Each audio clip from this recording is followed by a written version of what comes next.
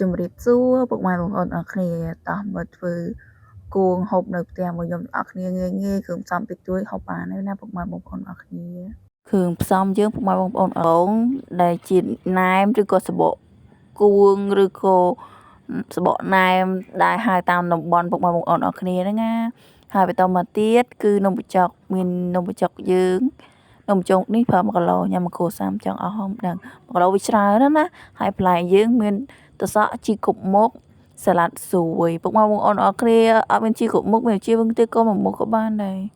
ហើយតសក់យើងនឹងដាក់មកចិត្តស្ដើងដាក់ល្មូមួយគូងយើងបងប្អូនអរគ្នាហើយសាច់ជ្រូក3ជាន់ស្ងោរវាឲ្យឆ្អិនហើយចិត្តវាផ្ទះស្ដើងបែបនេះពុកម៉ែបងប្អូនអរគ្នាបើអត់ចូលចិត្តសាច់ជ្រូក3ជាន់ទេទិញសាច់ក៏បានហើយនេះទឹកត្រីយើងខ្ញុំធ្វើដូចទឹកត្រីផ្អែមដែរទេប៉ុន្តែខ្ញុំយករសជាតិយើងគ្រឿងវារៀងដិតបន្តិចណាឲ្យវាជូរឲ្យរៀងអែមដិតចាប់ជាប់មាត់នេះបានឆ្ងាញ់ណាពុកម៉ែបងប្អូនអរគ្នាហើយសម្រាប់ការមូគួងហ្នឹងគឺគួងសបកណែមយើងឬក៏បាញ់ត្រាំងយើងហ្នឹងខ្ញុំជ្រលក់ទឹកហៅអត់កើតទេខ្ញុំលមូវាទៅជាប់នឹងអាថាសហ្នឹងហ្មងនិយាយទៅអត់ចេះលមូហ្មងពុកម៉ែបងប្អូនអរគ្នានិយាយទៅអត់ខ្មាស់អីទេប្រាក់ថងហ្មងថាលមូអត់បានធ្វើអត់បានបើសិនជាវាហឹងគៀមអញ្ចឹងបានណាពុកម៉ែបងប្អូនអរគ្នាហើយខ្ញុំដាក់ហ្នឹងបងប្អូននឹងអរគ្នាចូលចិត្តអីដាក់ហ្នឹងទៅមានអីទៅនំបញ្ចុក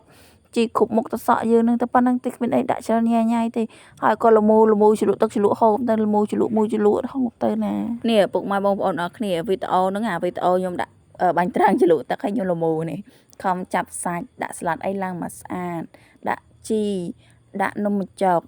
ដល់ហើយលមូមានកើតណាជាប់នឹងថាសហ្នឹងស្អិតជាប់នឹងថាសហ្នឹងហ្មងចង់ភៅម៉ាក់ខ្ញុំនេះគាត់ថា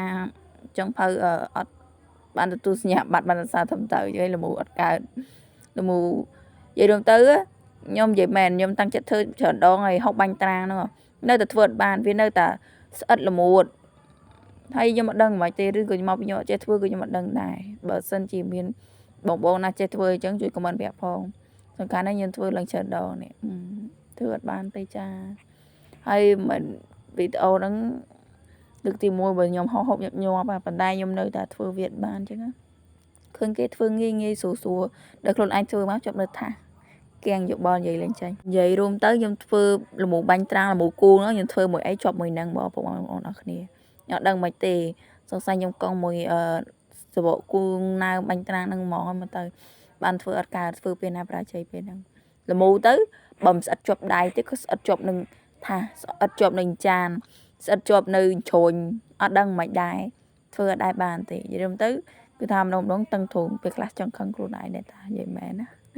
វីដេអូហ្នឹងគឺមានប៉ុណ្្នឹងចាអរគុណច្រើនបើសិនជាខុសអ្វីឆ្គងត្រង់ណាសំខាន់តែអភ័យទោសទុកជាមុនណាចាបាយ